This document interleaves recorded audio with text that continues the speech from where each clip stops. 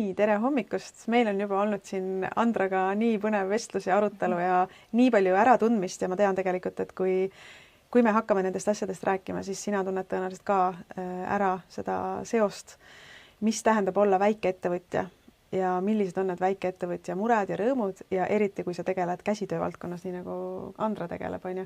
Et võib-olla enne, kui me lähme sinna kodulehe teemade juurde, et see on ka tegelikult hästi põnev ja ma usun, et inspireeriv sinu jaoks see lugu, kuidas Andra on ise endale selle kodulehe valmis teinud.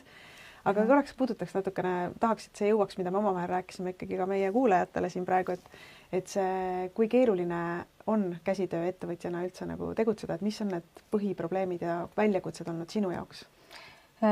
Käsitööna on võib-olla just see, et kui sa müüksid näiteks midagi edasi, ostaksid sisse, müüksid edasi, siis sul ju jääks see tegemise vaev ära. Et sa saadki lihtsalt, kui on nii-öelda müügid ei ole nii head, siis lihtsalt push'id müüki. Aga käsitöö ettevõttena sa pead ise kõik tegema ja pluss, kui sa saad üks hetkel ka nagu maksustatud, et maksad endale palka või palkad endale töölise, siis sul on ka sellised lisakulud väga suured, et põhimõtteliselt sa pead nagu peaaegu pool oma käsitööst andma riigile, nagu piltlikult öeldes. Ja see on kindlasti väga raske, et sa oma lihastega, oma kätega nagu pead nii-öelda tasud asju riigile tegema. Ja, ma korraks tšekkisin hääle ära. Jah. Ja siis veel teiseks on ju see maksustamine ka, et kui palju sa pead tegelikult tegema, tootma selleks, et juba ainuüksi ära nagu maksud maksta, on ju? Just. Ja need maksud ei ole mitte odavad ja siis ongi, kui sa veel pead kellegi palkama ja näiteks minu käsitöötooted ka, nad ei ole väga kallid, umbes 23 eurot.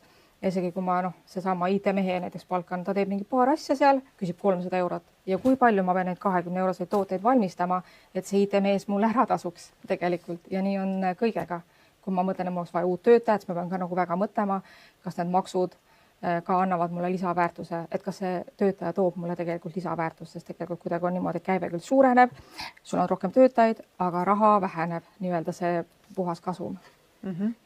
Ja, et kes tahab vaadake järgi, Kristoga oli meil üks reede hommikune õpiamps, et selle leiab YouTube'i kanalist veebikoolis, aga seal lõpus Kristo rääkis ka koolitajana kohe ühe loo, kuidas tuli alustav käsitöö ettevõtja tema koolitustele ja esimesel päeval, et ei olnud veel mingit äri loodudki, ega ideed veel kuidagi paberi peale üldse pandudki, juba see äriplaan nagu iseenesest kukkus põhja, sellepärast et tegemist oli käsitöökaartidega ja siis tehti arvutus, et kui sa nagu tahaksid oma miinimumpalga välja teenida, siis sa peaksid müüma ühte kaarti kas 150 euro eest, tõstke käsi püsti, kes on nõus ostma käsitöökaarti 150 euro eest ja või teine variant, et tootma neid, ma ei mäleta, mis see number oli, 100 nagu kuus, mida üks inimene tegelikult toota väga ei saa.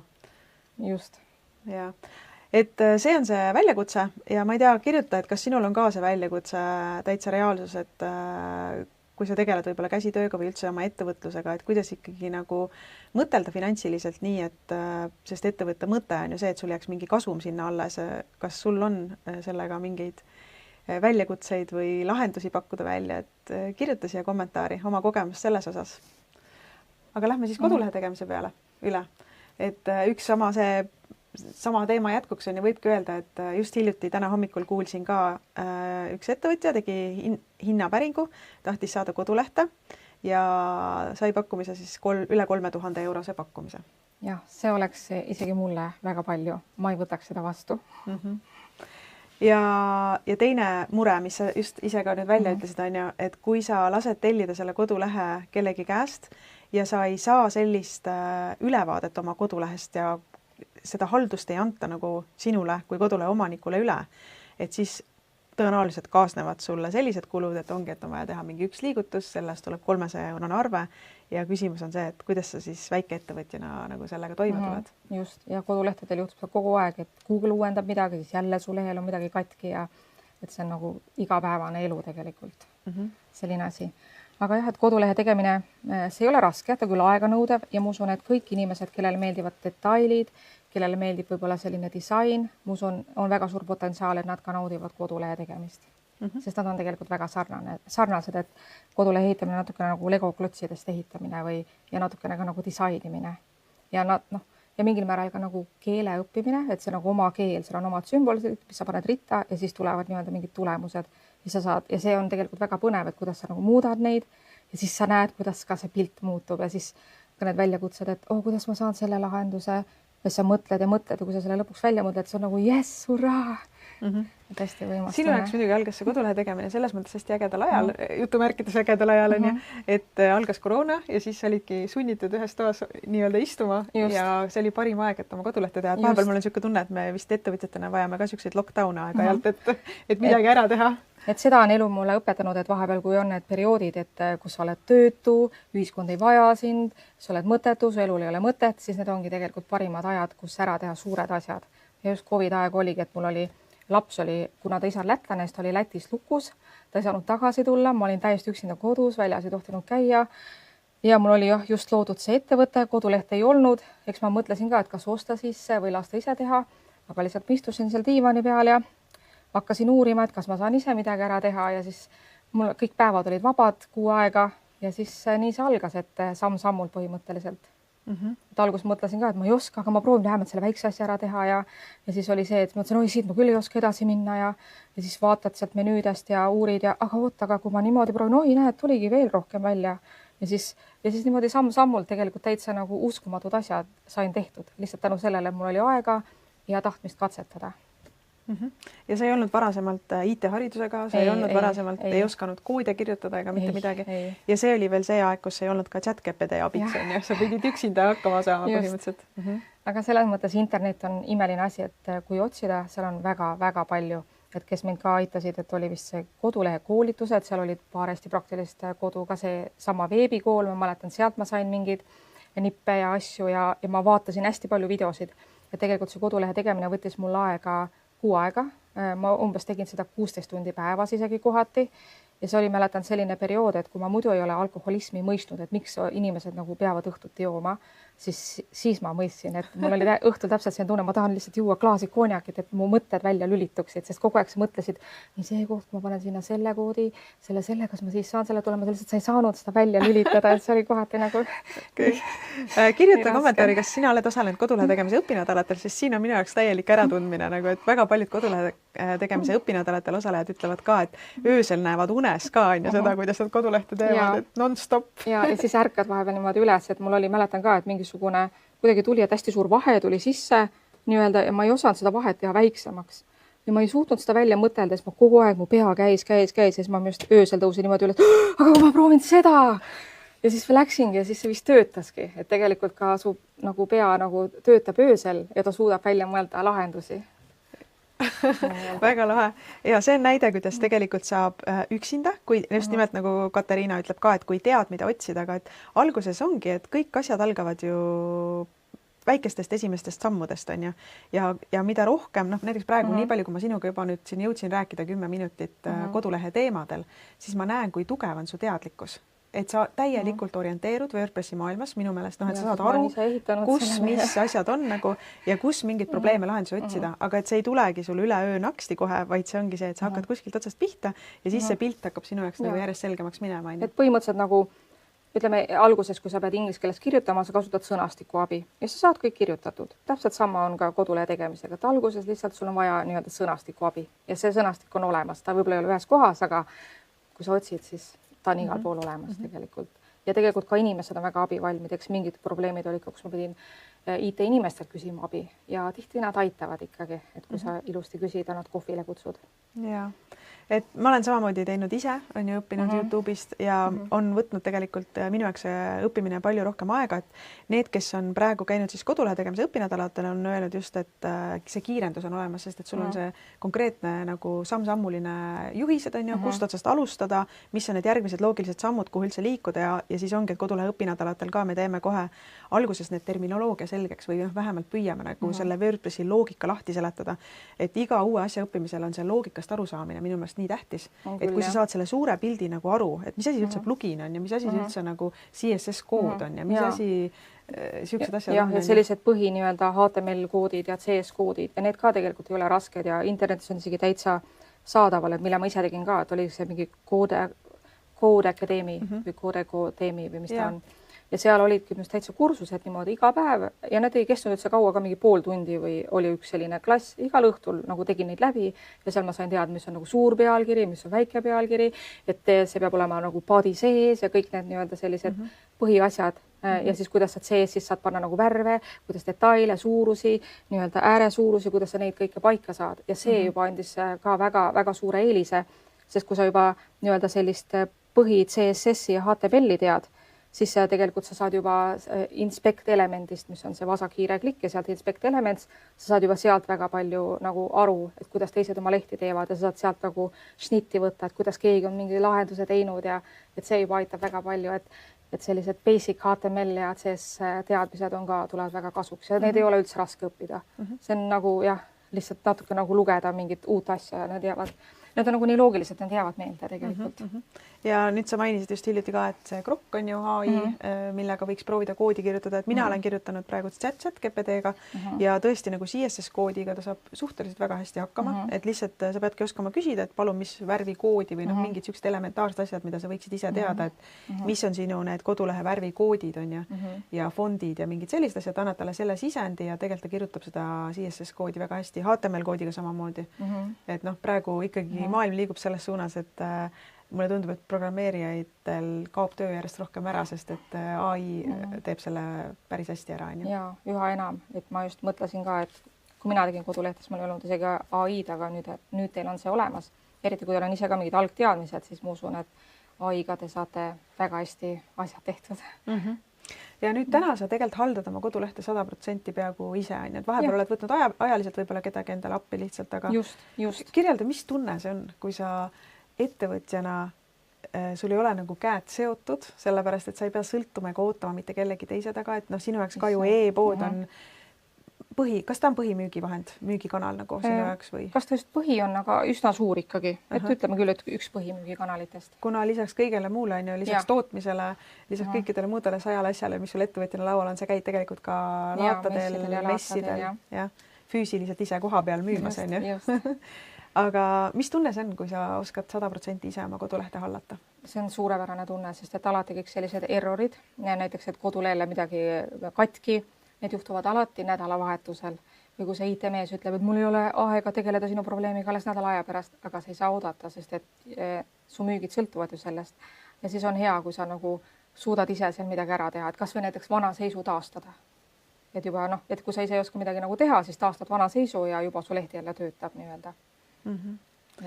Ja pluss siis nagu see, et ma isiklikult ka üks asi on see, et sa oskad asju korda teha kiiresti, sest tõesti kiirus on nagu ülimalt kriitiline ja teine asi, mis on, et sa saad ka uusi ideid rakendada, et näiteks kui tuleb mõte või näed kuskil kellegi pealt, et et ma võiks tegelikult kassalehel rohkem lisamüüki teha, et ma võiks panna sinna neid order pump nagu mingisuguseid pakkumisi juurde, et nagu seda keskmist ostukorvi suurust suurendada on ja kui sul tulebki kas või selle idee kuskilt, näiteks a la käid kuskil veebiseminaril, keegi millestki räägib, et meie käibed 30% käivet tekkis juurde, sest me hakkasime kassalehel lisamüüki pakkuma, siis sina tead, kuidas seda tehniliselt teha.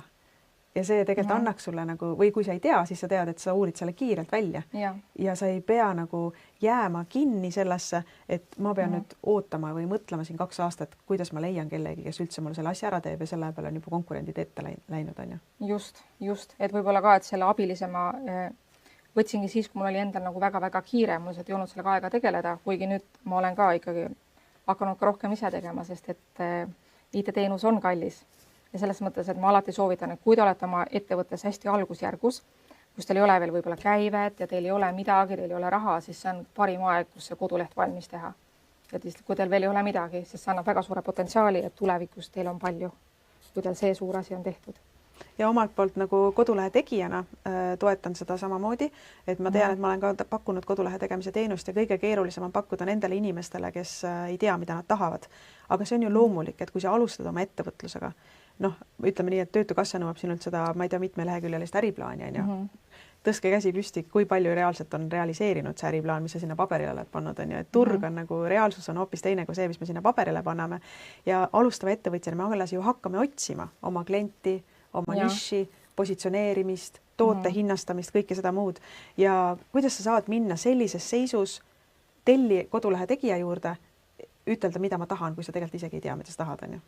Ja just, ja IT-inimesed, nad võtavad iga liigutuse eest raha, isegi kui sinu visioon nii-öelda ei ole võimalik, seda ei ole realiseerida, sest nad selle eest võtavad ka raha, mis teeb selle käsitööettevõtte jaoks veel eriti vägivaldseks. Aga mis on sinu sellised nagu, oletame, et meid vaatab praegu inimene, kes samamoodi siis nüüd tahab alustada ettevõtlusega, on ju. Mis on sellised peamised soovitused, kust alustada? Mis on need asjad, noh, ma tean, et ma korraks võtan su märkmiku, näitan, et sul on olnud siis selline, siinpool on mul jah need, et kus ma tegin muudatusi oma koodides, ma kirjutasin need igaks juhuks üles, et juhul, kui mingi error tuleb või midagi on vaja vahetada, et siis ma oskan nendele läheneda, et muidu ma võib-olla hiljem ei leia neid üles. Ja, et see on niisugune väikene häkk, on ju, et alati, kui sa midagi teed, siis kirjuta endale kuskil üles, et kas paberi peale või siis arvutisse, kuhu iganes. Aga mis on sinu niisugused nagu peamised soovitused inimesele, kes on nagu sellises ideaalses seisus, nagu sa ütlesid, ta alles alustab, tal on aega, aga pole raha. Noh, on väga hea, kui sul on keegi nagu inimene, kellega sa saad nii-öelda nagu rääkida, kes võib-olla annab sulle esimesed sammud kätte, aga põhimõtteliselt on jah, et nagu tuleb domeen osta, siis vist oli kodulehe koolitused, et kus oli video, et kuidas see nii-öelda oma selle serveriga siduda ja kuidas siis pärast see WordPress sinna külge panna. Ja siis on selline koht nagu Theme Forest, Team Forest, kus on igasuguseid template'e, kodulehe template'e, sa võid seal käia, vaadata, milline sulle kõige rohkem nagu disaini mõttes või kuidagi ülesehituselt meeldib, aga saad jah kõike muuta. Ja siis ta niimoodi vaikselt algaski, seal need vist maksavad üsna vähe, mingi mõnikümmend eurot minu meelest on see template ja seal siis installid selle alla. Juhendid on jah, et kodulehe koolitused vist seal olid juhendid, kui ma mäletan. Võib-olla on nüüd juba uutes kohtades ka, ma ei tea. Aga jah, et hästi palju peab olema kannatlikkust, sa otsid, uurid, küsid ja ei lakka mõtlemast. Ja siis muidugi ma soovitan ka seda nagu baas HTML ja CS koodid ära õppida, sest see aitab ka nagu väga-väga palju. Just, et siis sa saad aru, kuidas need detailid omavahel nii-öelda on kokku pandud, et nad on tõesti nagu plokid või klotsid. Ja see annab juba väga palju ja see ei ole üldse raske, see Code Academy kursus. Minu meelest ma võtsin selle nädala ajaga läbi, et see oli nagu hästi lihtne, hästi loogiline ja kuidagi nagu mõnusalt üles ehitatud, et üks kursus ei kestnud kaua, et sa said lihtsalt peale õhtusööki selle nii-öelda läbi võtta. Ja et siin Katariina ütleb, et aega ka pole, on ju. Just, aga selles mõttes, et see ongi nagu kõige parem koht, kui sul on aega, et kui sul ongi, et ei ole raha, ei ole tööd, keegi ei vaja sind, siis lihtsalt tee see suur asi ära. Ja. Kas sul on midagi veel, mis sa selle oskuse abil oled nagu teinud, et ma ei tea, sõpradele mõne kodulehe teinud või nagu, kuidas sa veel oled rakendanud seda sama oskust, mis sa oled siis iseendale tehes omandanud? Noh, ma olen küll jah, mingid sisulehti teinud tuttavatele vahepeal ja sisulehtede tegemine, kui sa juba oled terve kodulehe ära teinud, on väga lihtne. Et siis enam ei ole üldse probleem, et siis on isegi nagu selline põnev disainitöö, natukene nagu Photoshop või niimoodi, et sa panedki detaile sinna, pilte, et siis ta on selline hästi põnev. Aga jah, et ega ma teistele kodulehti ei ole teinud, et tegelikult jah, kui sa teed selle ühe kodulehe valmis, et loomulikult mina ka, et hiljem ma mõtlesin, mingid asjad oleks võinud hoopis teistmoodi teha, et mingid asjad ma tegin täiesti valesti, aga noh, nüüd nad nii on, et näiteks mul oli vist see, et ma koodi kirjutasin kuskile mingitesse valedesse failidesse. Ja siis ka pärast keegi ütles, et kas sa oled hull või miks sa niimoodi tegid? Nüüd, kui sa uuenduse teed, et siis sul ju need kõik kustuvad ära, need siis ma ei julgenud üldse uuendada oma kodulehte. Aga siis ka pärast vist keegi aitas mul teha mingi lisafaili ja ma sain need asjad nagu sinna tõsta. Et tegelikult inimesed ka väga palju aitavad, et alati nagu julgege küsida ja lihtsalt nagu huvi ja kannatlikkus ongi nagu kõige olulisemad. Kui sul on Andrale küsimusi, siis kirjutame, näeme kohe kommentaariumis neid, saame vastata kõikidele küsimustele või mõtetele, mis sul endal tekivad. Aga ma ütleks, et vaata, selle 4 aasta jooksul on väga palju ka muutunud. Nüüd, kui sina alustasid, on ju, meil on praegu sellest koroona ajast praegu siis 5 aastat tegelikult juba möödas, eks ju. Et tööriistad on läinud palju vingemaks, et võib-olla praegu ka siis, kui Andra on rääkinud, et sind on juba natukene ära hirmutanud, et on mingid HTML-id, CSS-id, mingid failid, mingid koodid, kuhu ma pean midagi tõstma ja nii edasi. WordPressis on tõesti juba see HTML on juba ise valmis kirjutatud, et seal on, kui sul on see menüü seal, et kus on need sisulehed, et näiteks kõik need menüüd on välja kirjutatud, et pood, pealeht ja need, siis seal on nagu 2 akent, et üks on see tekst, mis sina kirjutad, üks sa vajutad teisele aknale, siis seal on see HTML kood ja seal sa saad ka nagu mängida. Ja kui sul on vaja kas mingi pildi suurusi muuta või midagi nagu lisada, siis sa nagu lisadki sinna nagu juurde selle väikse koodijupi. Sa võid selle salvestada teise kohta, igaks juhus, kui nagu nässu läheb nii-öelda. Ja siis proovid, vaatad, kas tuli välja ja siis kui ei tulnud, siis paned vana nii-öelda tagasi. Ja siis mingid asjad olid ka näiteks, et mida ma ei osanud lahendada. Näiteks jalusega mul oli hästi suured probleemid, aga siis ma vist ka panin selle nagu pildina sinna üleüldsegi, et mingid asjad ka võib-olla ma olen nagu täiesti valesti lahendanud, aga just see ongi nagu ka programmeerimise puhul tore, et sa isegi kui sa ei oska seda teha, siis sa ikkagi leiad viisi, kuidas seda teha tegelikult, kui sa vaeva näed. Ja see on nii äge, et sa näed kohe seda tulemust, on ju, et see teebki põnevaks selle kodulehe tegemise, et sa ei pea ootama tulemust nii kaua, kui paned seemne mulda, siis pead ootama mitu kuud enne, kui see esimene võrse sealt tekib, et tegelikult kodulehte tehes sa näed kohe tulemust. Just, ja ma isegi vist võtsin oma vennalt ju mingi vana monitori ka selle jaoks, et sa teedki, kohe tuleb tulemus, et oleks 2 monitori, et siis on kõige parem teha kodulehte. Väga äge. Ja ma garanteerin sulle, et kui sa tuled kodulehe tegemise õpinädalale, siis sa näed, et kõik see, mis me võib-olla praegu tundub ka sinule selline natuke juba keeruline jutt, sa näed seda praktikas, et tegelikult see ei ole, sest tänapäeval ongi tehisintellekt, on ju, et tegelikult on võimalik 10 minutiga endale see koduleht täiesti valmis teha ja siis sinu ülesandeks, kui sa lepid selle lahendusega, mida koduleht AI tegi, siis sinu ülesandeks oleks vahetada ainult tekstid ja pildid ära ja juba sul on toimiv koduleht täiesti olemas.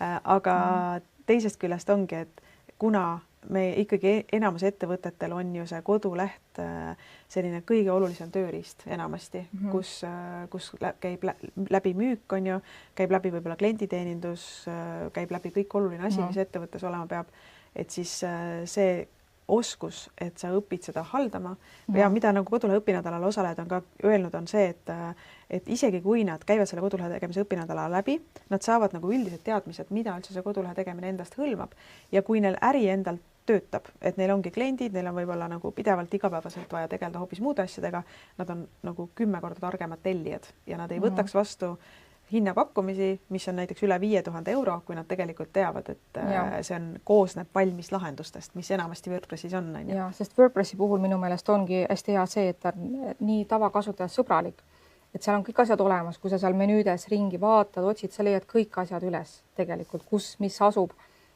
Et selles mõttes, et ta ei ole nagu nii keeruline võib-olla kui mingid teised platvormid. Nad on võib-olla nagu igal pool laiali, aga nad on kusagil kõik olemas, lihtsalt peab olema aega, et nad üles leida.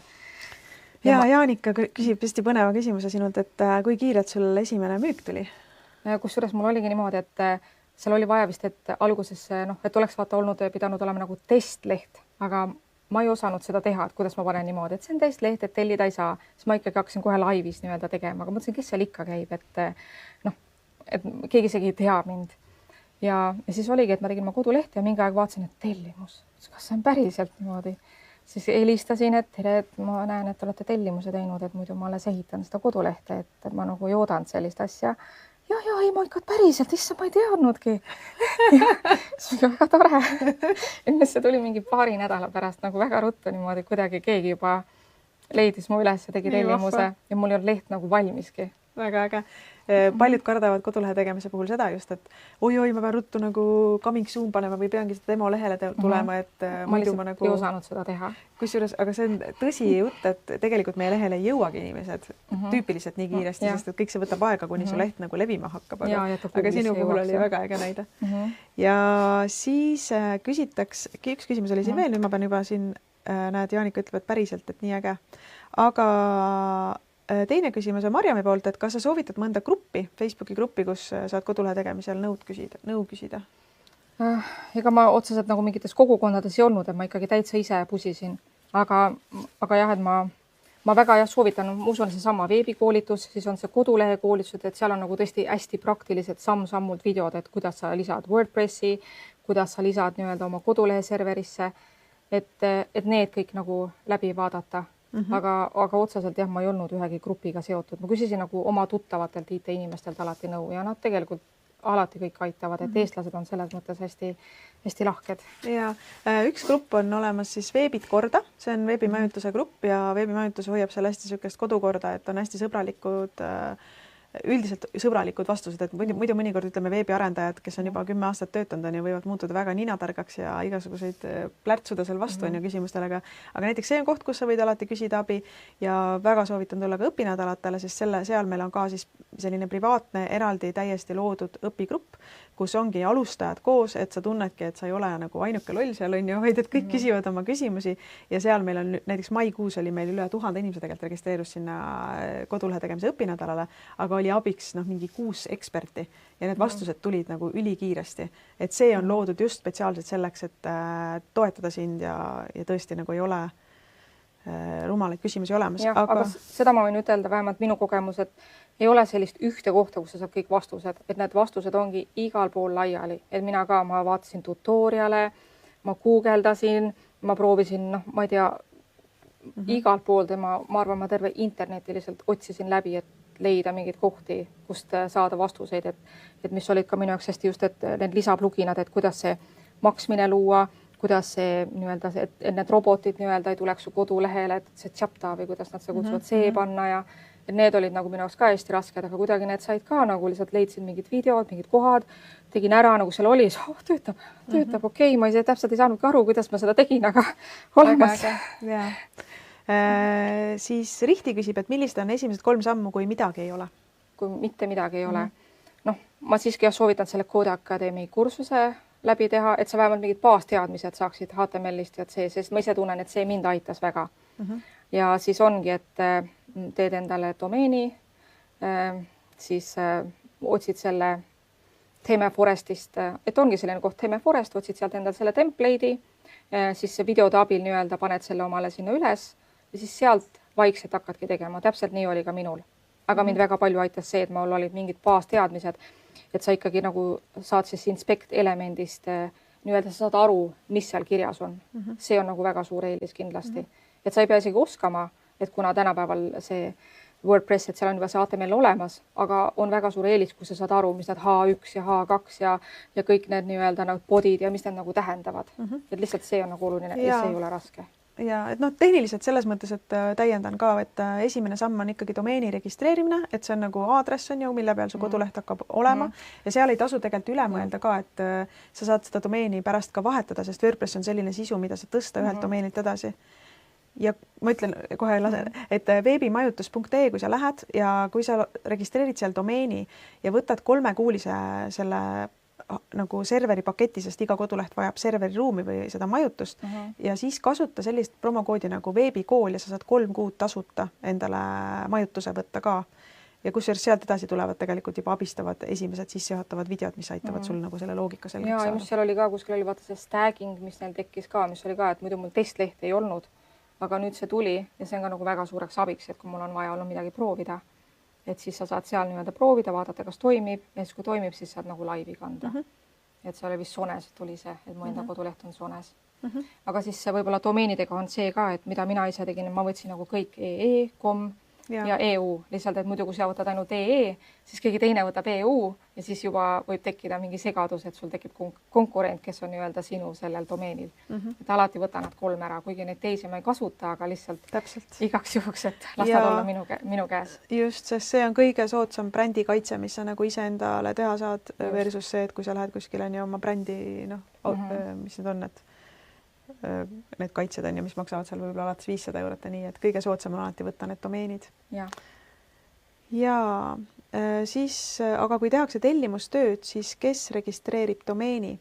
See on kokkuleppeline, et kui sa tellid kodulehe tegijad, siis sa võid ka nagu, aga ma ütlen, domeeni registreerimine on imelihtne. Sa mine lihtsalt praegu kohe pärast seda laivi, võta veebimajutus.ee, vaata, pane mingi otsingusõna, seal on isegi AI, mis aitab sul genereerida uusi ideid, kui sul ei tule nagu korraga mingit domeeni nime. Käi see protsess läbi, see on sama lihtne nagu, ma ei tea, tooge keegi võrdlus, kes on registreerinud domeeni ja esimese WordPressi paigalduse teinud, et kui lihtne see on tegelikult, see on imelihtne, sest et seal juhib samm-sammult sind edasi, et lood endale konto, siis kohe saad sa endale sinna ligipääsu sinna iseteenindusse, seal on juba esimesed sammud, kuidas sa WordPress endale paigaldada, et see on ülilihtne, et seda tegelikult võiks ikkagi, ma arvan, äriomanik ise teha. Jah, et lihtsalt mitte üle mõelda, et jah, kui sa hakkad tervikut mõtlema, siis sul ongi, ma ei oska midagi. Lihtsalt teedki selle esimese sammu ära ja siis mõtled, ma edasi vaatan. Ja siis sealt hakkavad need sammhaaval, see hakkabki tulema. Et lihtsalt kas või praegu, et peale seda saadet või kus iganes lihtsalt registreerige see domeen või lihtsalt tehke see ära, et ära mõtle üle. Väga äge, väga äge. Ja vot siin, ma arvan, selle mõtte juures me võikski kokku tõmmata, et lihtsalt tee ära, et mulle meenus üks lugu, kuidas üks naine rääkis, naisterahvas mul tuttav, et käis laulupeo kaare all ja ronis sinna üles kõige kõrgemale trepiastmele. Ja siis tal tekkis täielik kramps nagu hirm, kui ta pidi alla tulema, sest ta vaatas seda suurt pilti ja mõtles, et appi ma ei suuda siit alla praegu minna. Ja tema selline eluõppetund oli see, et aga ma ei vaata seda suurt pilti, ma vaatan seda järgmist astet ja ma teen selle järgmise sammu. Ja nii kui ta pööras oma fookuse nagu järgmise aastale, tegi selle ühe sammu, tegi järgmise sammu, avastas, et ta tegelikult oligi jõudnud selle teekonna läbida. Täpselt nii see käibki. Sa lihtsalt teed ühe sammu kaupa, et ma ei oska mitte midagi, aga seda ma oskan, ma teen selle vähemalt ära. Ja siis vaatad edasi, okei, ma nüüd olen selle ära teinud, aga okei, ma mõtlen, äkki ma saan sellega ära teha ja sa leiad selle lahenduse samm haaval ja kõik saab olema. Ja, et ma loodan, et see inspireeris sind, see live. Me panime siia Andra kodulehe ka, et sa võid uudistada sealt, kuidas ägedalt tegelikult on seda tehtud, et see on nii personaalne ja vinge. Ja mina olen näinud päriselt Andra tooteid ka, et need on ülilahedad nagu esiteks juba välimuse mõttes, nad on sellised nagu nii atraktiivsed ja noh, kokkuvõttes ka mega kasulikud, et kui sa paned, ma ütlen siis oma nagu kasutajapoolse sellise tõlgenduse, kuidas sinu toodete kohta võiks öelda, et kui sul on sidrun, sa paned selle Andra toodetud lapatuu sisse on ja põhimõtteliselt see sidrun võib sul seista kui kaua aega? Täitsa mitu nädalat, et lapatuu eelis ongi see kile ees, et ta annab sellise õunakuure efekti, et kui õunal on koor ümber, et ta laseb ta kaitseb on ju õuna, ta laseb tal hingata ja ta hoiab selle värskena. Täpselt samamoodi toimib ka see lapatuu, kuna tema koostis on lihtsalt niivõrd naturaalne mesilas vahamäeni vaikujoobiõli, aga kile tegelikult on liiga umne ja lisaks on lapatuu, ta on korduvkasutatavad, tema eluiga täitsa paar aastat, nad on pestavad ja nad on tõesti nagu hästi puhtad, et seal ei ole mikroplasti või midagi ja nad tõesti hoiavad nagu toidud tänu sellele palju-palju kauem värskena. Ja lihtsalt külma vee all loputada ja niimoodi siis võib kesta see üks lapp kui kaua aega? Täitsa paar aastat. Ja välimusel ma olen nagu hästi palju rõhku pannud, et sul tekiks sellega selline tore side, et sa nagu armastaksid seda ja siis sul on võib-olla nagu kergem nii-öelda loobuda kilest, mis on ju tegelikult meie emakesele maale tuleks ainult kasuks. Väga tore. Aitäh sulle, et sa kuulasid ja vaatasid meid siin ja kellel veel siis ei ole neid esimesi samme tehtud, ära siis mõtle enda jaoks asja nii suureks. Keegi küsib, kust tuli nimi lapatuu. Selle ma võin ära rääkida. See oli niimoodi, et mul oli hästi kiire aeg ja me olime esimesed neid vahariideid valmistamas ja siis meil kohvikute päeval pidime neid müüma ja siis mul oli sõbranna vist tuli korraks külla ja ma mõtlesin, ma viskan ta autoga ära, et viin ta koju. Ja siis ta vist nii muuseas küsis, et mis sa nendele lapatuudele nimeks paned. Ma ei tea, mul ei ole olnud aega sellele üldse mõtelda, aga no homseks ma pean midagi välja mõtlema, et ma lähen koju, eks ma hakkan sellega tegelema. Ja siis ma läksin koju, proovisin ühte nime, teist nime, siis mõtlesin, aga las nad siis olla lapatuud. Nii kiht. Niimoodi orgaaniliselt võivad sündida kõige ägedamad nimed. Just. Aitäh, Andra. Aitäh, Marika. Ja teiega näeme siis järgmisel reedel õpiampsus ja loodame, et kodulehe tegemine sujub ilusti. Lihtsalt tehke ära ja see esimene samm. Kohtumisteni. Kohtumisteni.